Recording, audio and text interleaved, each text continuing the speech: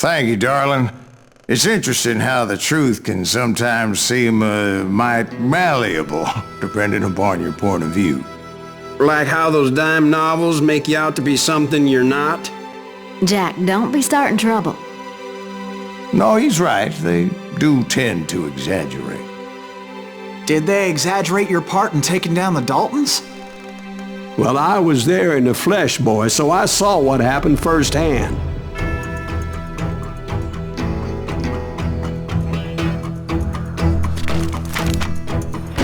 Those Daltons were lawmen once, before they all went bad, robbing banks and trains clear across the territory. Until Coffeeville, of course. I was one of the citizens who took up arms that day. Fighting on the side of the right? I did my best, sir. We all did.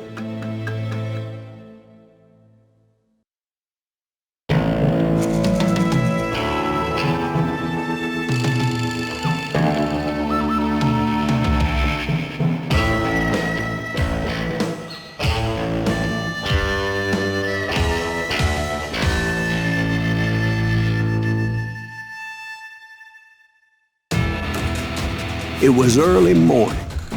One of my friends was a local gunsmith, and he handed out firearms to anybody who'd take one.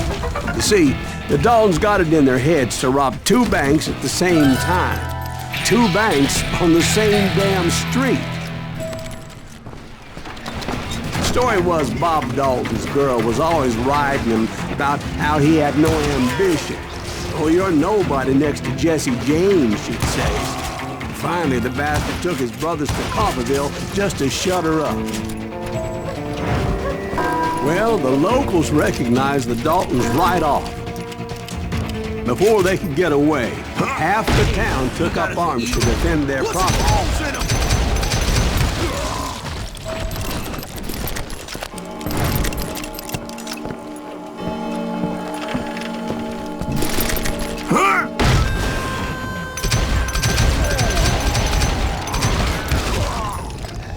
The brothers paid dearly for their stupidity, but everybody knows they had it coming. There's more to it than that.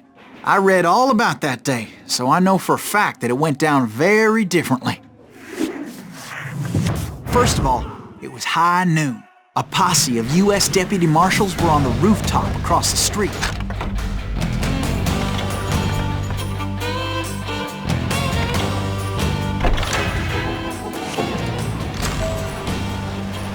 Get ready, boys. They're gonna make a move. The lawmen had been tracking the Daltons for months. Now they finally had them dead to rights. But those boys had a reputation as stone-cold killers. The marshals took every precaution, knowing they wouldn't go easy. Among them was a bounty hunter feared by many a lawbreaker.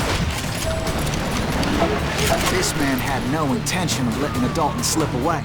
They met an adversary that day who had no fear and offered them no quarter.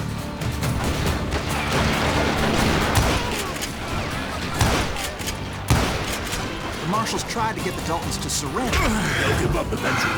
We just gotta wait till some bitches out. This bounty hunter knew that the brothers were far too proud to ever lay down their guns.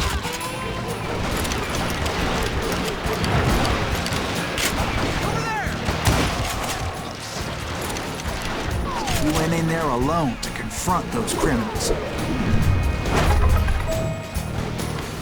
One of the marshals shouted, "Where are you going? Are you crazy?" Hey, where do you think you're going, dumbass? That rifle's mine. He saw a way to get around to the back of the bank. Then he figured out how to hit the Daltons from a direction they weren't expecting. A moment later, he was climbing up a steep ladder, laughing at danger as he did.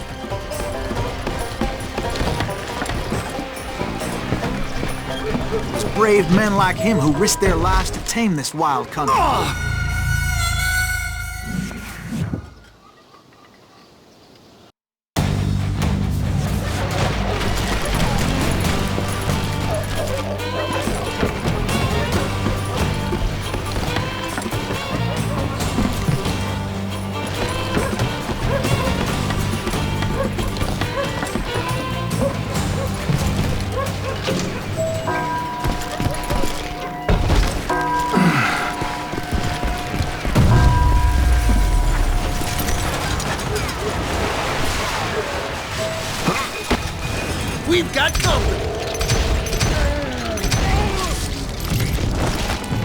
men like him, who did what other men couldn't or wouldn't to make this country free. Like Jim Boone, Is that Silas Davy Greaves? Crockett, who Son died of a defending the bitch!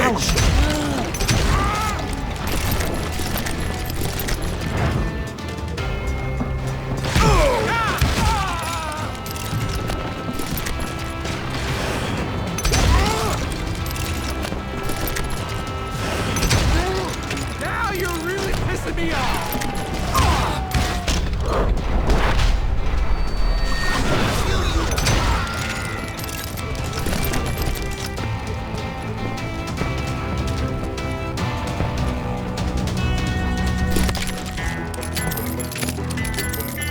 Over there!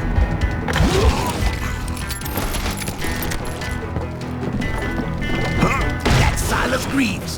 What the hell? Blam! Blam! Came away victorious, taking down those thieving Daltons.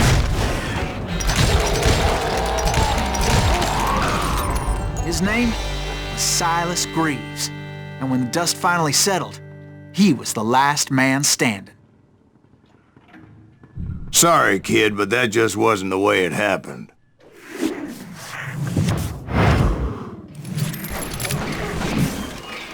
It was early evening, not high noon. Daltons blew up a safe, and were all set to hightail it out of there. I was late to the party, and Coffeyville was already up in arms. Those pathetic deputies surrounding the bank were dropping like flies.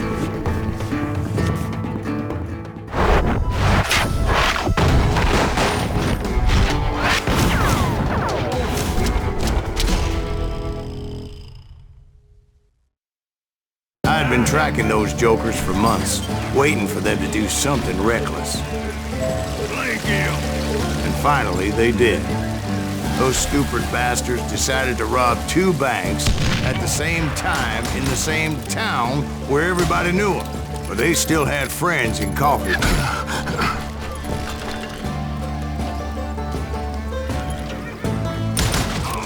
Death is too good for them! You can't get me!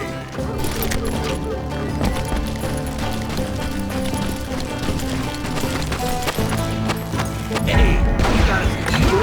What's wrong with them? Those friends came after me like a pack of wild dogs, tooth and nail. They were coming at me from all directions. I caught sight of the Daltons running with the money and didn't want to lose it. Problem was, they knew the town better than I did. To top it off, I found myself in the middle of another shootout entirely. Did the Daltons hole up in somebody's house? No, it was the Smiths, I believe. They were cousins of the Daltons, and they were shooting at the Browns, who were shooting at the Daltons, which wasn't any surprise, because those two families have been feuding forever. And since the Joneses are related to the Browns, they shot at the Smiths, pissing off the Heimhoffers, whose daughter recently married a Smith. Well, bullets were flying every which way as all the old feuds in Kansas caught fire all at once. There was a hell of a lot of pissed off people in Coffeyville that day. But that's just the way life is sometimes. Shit happens. Now you're in trouble! The Dalton boys knew I would never give up. Those Daltons weren't the sharpest knives in the drawer, but they always stood together. They set a trap to slow me down and allow at least two of them to escape. The third brother stayed behind to plant me, just in case that trap of theirs didn't work.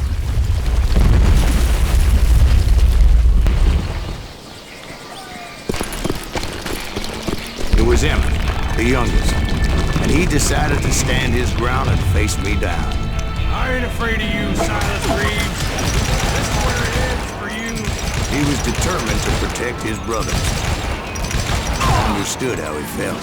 Taking me on all by his lonesome wasn't exactly a recipe for a long life.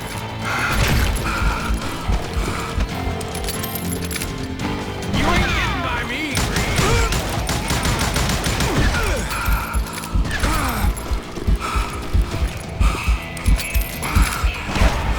I'm gonna plant you where you stand.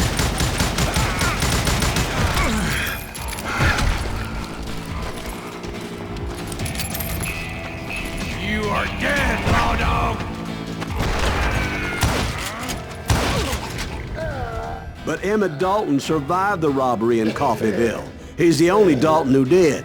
They say he was shot 23 times. Well, Dwight, who do you think put all those damn holes in him?